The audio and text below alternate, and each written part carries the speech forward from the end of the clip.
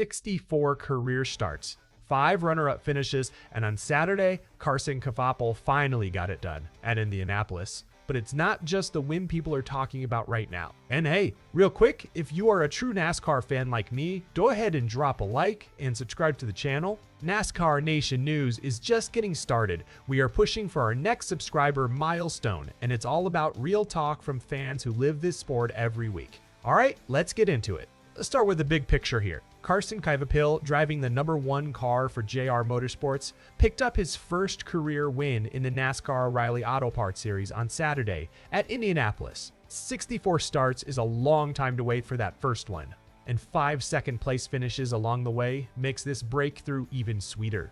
You can imagine the emotion in that car when he crossed the line, and that emotion showed. Kvapil celebrated hard, so hard in fact that he left a burnout mark right across the yard of bricks. The famous strip of bricks at the start-finish line at Indianapolis Motor Speedway. Now, if you're not familiar, doing burnouts on those bricks is generally frowned upon. It's considered disrespectful to that piece of racing history. Here's where it gets interesting.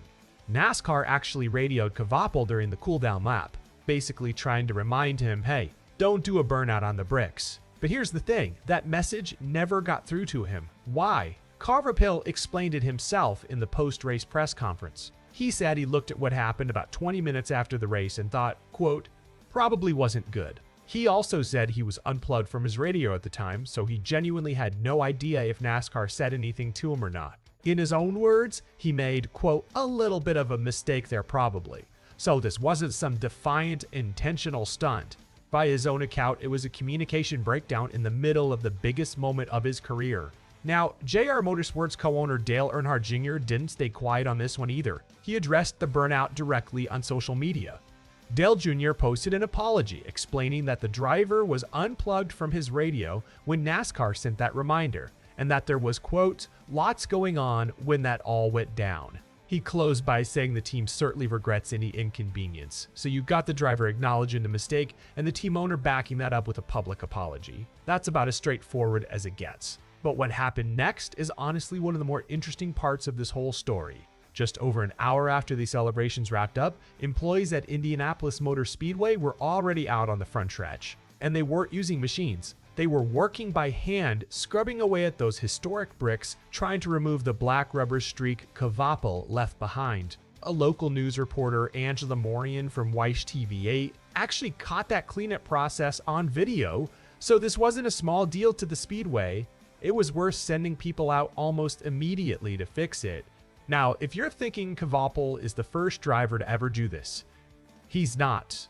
Let's rewind to 2015. NASCAR legend Kyle Busch actually angered fans in the Speedway when he did a burnout across the bricks after winning that same Saturday O'Reilly race. Interesting part is, Busch went on to sweep the entire weekend, winning the Brickyard 400 the very next day.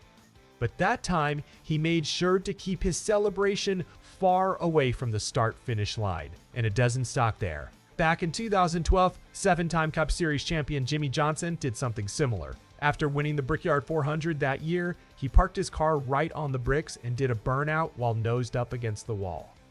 So really, Kvapil isn't breaking new ground here. He's just the latest name on a list that includes some pretty legendary company.